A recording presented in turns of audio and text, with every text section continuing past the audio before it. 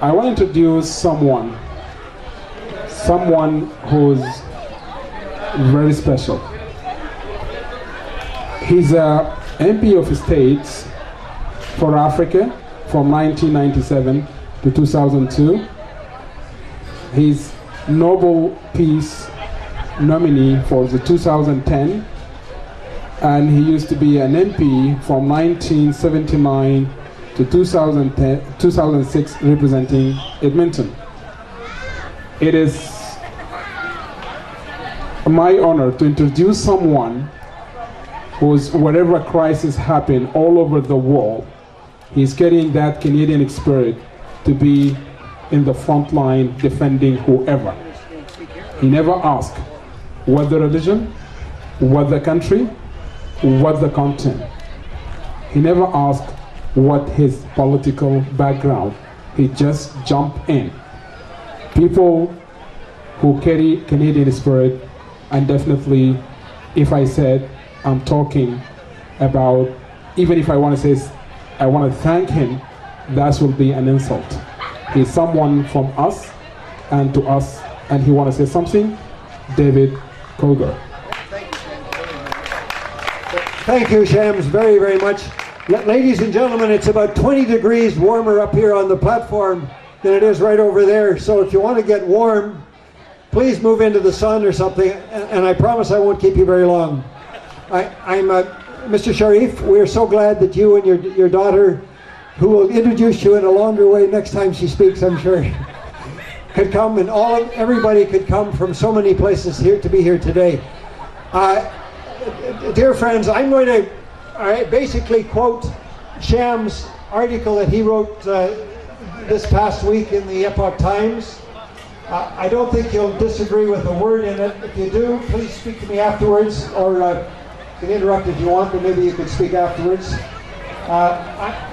This is what Shams and Dr. Epstein and Ishmael Adam, who's the president of the Darfur Association, wrote this week in the Epoch Times. The article is excellent, so I think I'll just quote parts of the article. Quote, "Smoke billowing out of charred huts, corpses with slit throats strewn on the ground, and satellite photos clearly illustrating mass graves. Is this a reenactment of the heinous crimes in Darfur? Notwithstanding the continued violence in Darfur, this disturbing vignette is the recent vicious onslaught by the government of Sudan against the Nubian people, an African tribe in South Kordofan, of course in the Nuba Mountains, a region bordering North Sudan and the now sovereign state of South Sudan. Then, this is not the first time the Nubian people have had to withstand the wrath of the Khartoum regime. In the early 90s, the government of Sudan systematically attacked and killed close to 200,000 Nubians. 200,000 Nubians, friends. Called a genocide, of course, by many. In the current episode, no one knows the actual numbers murdered, as unfettered access together with humanitarian aid has been denied. However, numerous witnesses have consistently verified that mass atrocities are taking place. As well, a leaked UN report also corroborates these accounts. President al-Bashir of northern Sudan has called for South Kordofan to be ethnically cleansed. Can you imagine? Of course you can imagine. He's done it before, and he would probably do it many times. Ethnically cleansed of African people.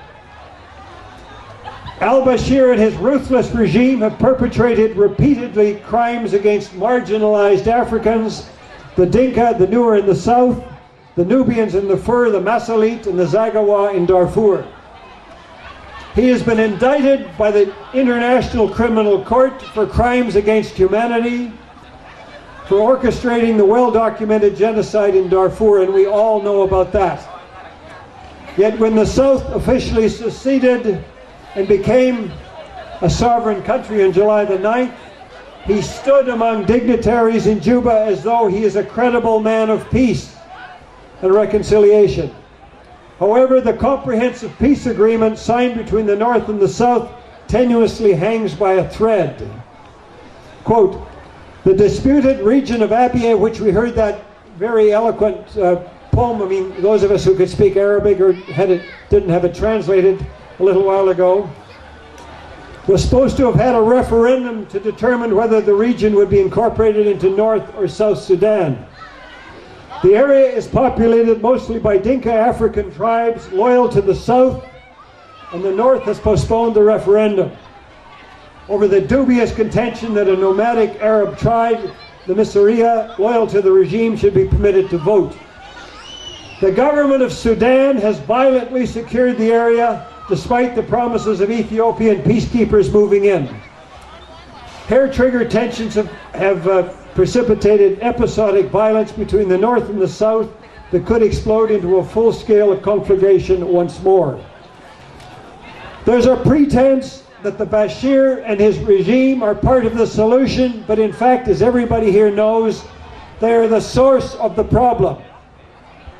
The regime's duplicity is well known to longtime observers.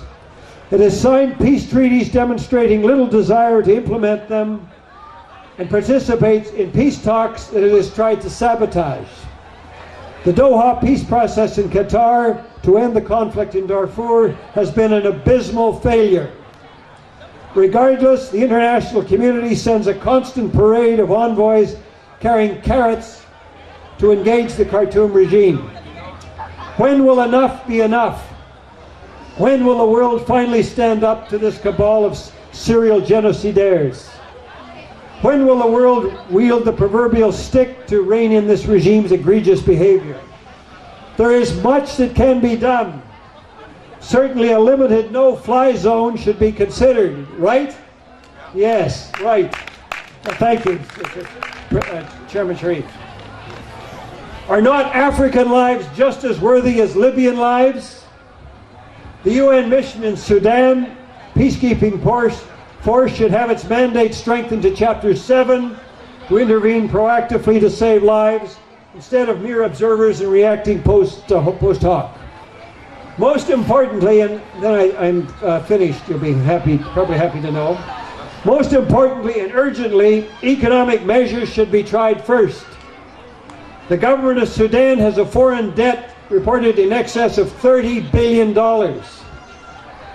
with a promise by the IMF to forgive it. The IMF could threaten to rescind this if there is not a cessation of hostilities. A blockade of the port of Sudan could prevent the shipping of Sudan's oil exports, a major source of revenue. It's about 90%, I believe. Intense pressure might be exerted on China, who has become the main benefactor of Sudan's oil and commercial lifeline to the regime. Prime Minister Harper, the peace ends, has said that Canada, quote, will not lead from the bleachers, close quote, and has not been reticent about taking principled stands. Canada could coalesce with the international community of other like-minded countries and coordinate such a bold initiative, right? Right. Thousands of African lives hang in the balance. Is it not the time to act with resolve to end the interminable suffering of the people of Sudan? Or in the words of the Canadian icon, General Romeo Dallaire, are some humans more human than others, quotation mark. So, I guess thank you, it follows, and this is my conclusion, it follows from all this, of course, that the Harper government should come out of the bleachers in a number of ways. A number of them have been mentioned today. One of them is to display a real sense of urgency in international bodies about the consequences of what is happening to the innocent people of North Kordofan. Another would be to call in the Sudanese ambassador in Ottawa to explain how strongly Canadians feel about what is happening. There are so many other things that could be done, and the no-fly zone has been mentioned by several speakers. Get the media in to broadcast to the world what's happening there. I've got about 7 more suggestions, but I think you all have heard them before and you don't need to hear them again from me. Thank you all for coming to Ottawa, in one of our best parks. Maybe it is our best park, from so far away to come and be part of this enormously important campaign today. Thank you very much. God bless all of you.